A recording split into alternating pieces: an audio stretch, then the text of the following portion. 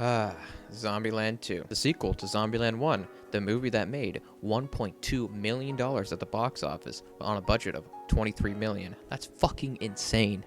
You didn't click on this video to hear about money, so let's dive right into Zombieland Double Tap. Be warned, spoilers ahead. If you don't want to see them, click away from this video now. Let me just start off with saying, this movie is fucking fantastic. It's a great throwback to a simpler time. The comedy is absolutely amazing. And they did this title screen cards again, and I think they hold up pretty well. So the movie starts off similar to the first one, with an intro of random people killing zombies. But this time, it's not rules that's popping up on the screen. It is the zombies have evolved to different types of zombies, which is actually pretty fucking interesting. So the first zombie is a Homer, very similar to Homer Simpson, and literally, this guy probably was Homer Simpson when he was alive because he's fucking dumb. Literally starts eating a fucking statue, a metal statue. So after that, we go right up the fucking food chain, right into Hawking, fucking Stephen Hawking zombie. All right, these zombies are so smart. It uses an eyeball from the other dead guy in the ground to open a door that is security locked that you needed eyeballs for. This guy was behind. I don't know what the fuck's going on, but it was insane, man. This fucking zombie, Stephen Hawking. And finally, we get to the last zombie.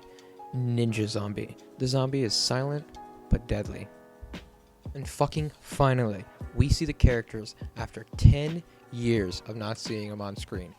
And they're in front of the White House on the way to make it their fucking home. They're just slaying zombies. We get a nice montage of everybody, doing their thing, killing zombies like they do. I also forgot to mention, this movie takes place 10 years after the first one in the universe of Zombieland. During this intro, we get Metallica playing just like the first one. Absolutely phenomenal. Gives me chills. A little bit of throwback of when I used to watch this with my family. We get Jesse Eisenberg doing a voiceover, and in this voiceover he says that he's the happiest he's been at this White House, staying with his girlfriend Emma Stone. And it's not hard to see. I mean, his other one, he just played WoW and drank Mountain Dew. The first one, I guess so, but I mean, nothing wrong with WoW and Mountain Dew. In this movie, Little Locke's trying to get the dick, I guess. I don't know. It's a little fucked up to say. I apologize. A little Easter egg of Jesse Eisenberg reading The Walking Dead, issue number 29. Jesse Eisenberg ends up proposing to Emma Stone in this movie because, I don't know, confirmed the White House has the clap light. Wichita and Little Rock end up leaving the group again and stealing the fucking jacked up super machine zombie slaying beast to go find her a fucking boyfriend. And we get to fucking meet the guy from Victoria Justice, ZKOTY. Zombie Kill of the Year. So out with Zombie Kill of the Week, in with Zombie Kill of the Year, because Tallahassee is looking for the big one. We get to meet the chick from the trailer with the pink coat, Madison. She's a fucking vegan. Well, I have nothing against vegans, but... So in Zombieland, all the power's still working because they have hydro dams and it keeps raining, I guess? Keeps it going. So let's go. Dams are the way to go in the apocalypse. Dams save lives 2019. So this Madison character, she's kind of fucking stupid. Just like the Homer zombie at the beginning. New rule 53, wet naps. Gotta stay clean in the apocalypse, boys. Columbus fucking cheats on Emma Stone with this Madison chick. Code Red, Mountain Dew makes a comeback! Jesse Eisenberg fills up some presidential mugs with some good. Little Rock ends up running off with the magician guy from Victoria Justice. Same guy, confirmed. Same character, probably. Survived the apocalypse from Berkeley. Everything comes full circle when Emma Stone gets left by Little Rock, and she leaves a fucking little note for her. So the crew's rolling out to go find Little Rock and Berkeley boy, and they're rolling out a motherfucking minivan. Soccer mom style. Just like The Walking Dead, cars are starting to break down after years and years of neglect, so they're having to not have to be so picky what vehicles they drive anymore, compared to the first movie where they had all the Hummers and everything like that. Quick question. How did this guy get weed in the apocalypse? It's been 10 years. Is it just out there growing in the field or something? Like, I want to know. In this movie, there's a scene that recreates literally Left 4 Dead. When the car alarm goes off and all the zombies start coming for you, you're like, what the fuck? I can say the zombie killing in this movie is absolutely insane. It's way amped up from the first movie, I can tell you that, 100%.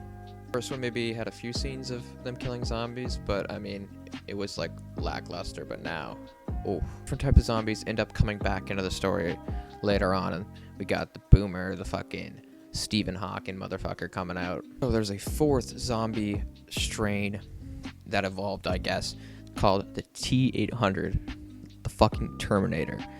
I'm not even joking with you. Things just starts dodging bullets like Neo from the fucking Matrix, and Tallahassee shoots it like 20 fucking times. To kill it, he had to stomp on its head like The Walking Dead. A group of survivors gets in an RV. Ends up looking like RV the movie, but the RV rolls like 10 feet and the tires blow up the motherfucker. Rather than taking clown car, they fucking decide to walk because Jesse Eisenberg still hates clowns. After killing that one in the first movie, but okay. So Columbus's new fling ends up getting bit by a zombie and becomes affected. It's like the first movie. Jesse Eisenberg has to put down another hottie. I'm actually kind of glad that they didn't keep that Madison chick around. She was quite annoying in the movie. So, perfect. This whole movie, the group is following Little Rock all the way to Graceland. You didn't know, Graceland is the home of Elvis Presley. It's in Tennessee. Unfortunately, it's all rubble. So, across the road, they spot the Hound Dog, basically a memorabilia / museum for Elvis. Here we meet Nevada, played by Rosario Dawson. A nice little reference back to the first one, murdering, killing somebody because you think they're a zombie. Nevada tells us to the group, and she says apparently that's how Bill Murray died, but little does she know that's they actually shot him. Apparently Nevada is a pretty big Bill Murray fan because she threatens to kill whoever killed Bill Murray. And we know from the first one it was fucking Columbus. Little Rock and Berkeley end up riding out towards going to Babylon, I guess. So finally Tallahassee is getting a girlfriend, Nevada. Rock and Berkeley end up arriving at Babylon, and they hand over their guns because it's a peacekeeping city. And they fucking start melting the fucking guns. Make their peace necklace. The fucking peace symbol necklace. In the trailer, we see the monster truck pull up on the car in front of the Hound Dog Hotel, and this is where we meet Albuquerque and Whitestaff. Pretty much exact copies of the main characters, but played by different actors. How Columbus has rules, Whitestaff has commandments. The first one's teamwork. Number 12, the world's your bathroom. Whip it out wherever you want. So I guess the zombies on the plains are a little bit stronger, and they call them Bolts, as in Usain Bolt. Pretty fucking athletic. So the zombies' food source is getting low, so they all started heading east back towards civilization where the crew's at. And Albuquerque ends up getting bit in a fight because he didn't want to ask for help because he's too much of a big man. I realized I've been calling Flagstaff Whitestaff the whole time. Fuck. Turns out he's infected too, so it doesn't matter. RIP. Well, I knew they were gonna die, even from like the trailers. If them having a characters that are exactly the same, there isn't room for them on the show. So Albuquerque and Staff Flag end up turning into T-800 powerful zombies because that's what they got bit by. I'm actually quite glad in this movie we got to see what it was like for somebody to turn into a zombie in the Zombieland universe. It's like literally 3 to 5 minutes. It's absolutely insane. It's a really badass fight scene where the characters are basically fighting themselves. It's honestly pretty dope, but they're zombies. One shot scene, but I'm not sure if it's like a cut in between. Remember how I was talking about Zombie Kill of the Year? Well, you actually get to see it, and it's actually fucking insane and hilarious. If you've seen the movie, let me know what you think of that scene. I think it was fucking great. Unfortunately, we don't get to see the monster truck killing zombies, but what can you do? So my hopes and dreams of Madison being dead were not true. It was just a fucking nut allergy. We end up seeing her riding in the fucking clown car that they wouldn't take earlier in the movie. Oh, I found where they get the weed in the apocalypse. They're growing it at Babylon. Just growing up a bunch of fields. This Babylon City is basically just a bunch of hippies hanging out, smoking weed, no guns, no zombies. After finally finding a safe place, Tallahassee decides to hit the road and leave the group and become a solo man. Become a buffalo on the Great Plains. He's stopped dead in his tracks by a fucking horde of T-800s heading right for Babylon because for some reason the weed town likes to blast a ginormous light in the sky at night. They're launching fireworks in the zombie apocalypse. Fucking fireworks. These people are literally stupid. As all these zombies are closing in, Little Rock tells Berkeley, we're done. She just breaks up with him. Done. Of course, the guy from Victoria Justice isn't gonna fucking stay around. Like, what the fuck? Have you ever seen The Walking Dead, where Daryl lights up the giant lake while the zombies walk in with the RPG? Basically, I guess is gonna happen here. They're gonna light up a bunch of zombies with biofuel that the Babylon has had stored. Literally fighting thousands and thousands of zombies with no guns. Like, I don't know. If Rick Grimes can do it, they can do it, I guess. Kick some pigs. If that goes viral, I swear to God. Tallahassee's new fucking saying. The second one, we get a lot of zombie melee kills, which is pretty fucking decent. The end here, where all the zombies are attacking them, reminds me very much of The Walking Dead, where Rick and the group is fighting off all the zombies in the town. It's cutting close to them, and they're just hacking and slashing. Bada shows back up in a fucking monster truck and runs over the zombies. I wasn't really expecting that, to be honest, but I am actually so glad to see zombies run over a monster truck. My dream is complete. Monster trucks can do backflips, confirmed.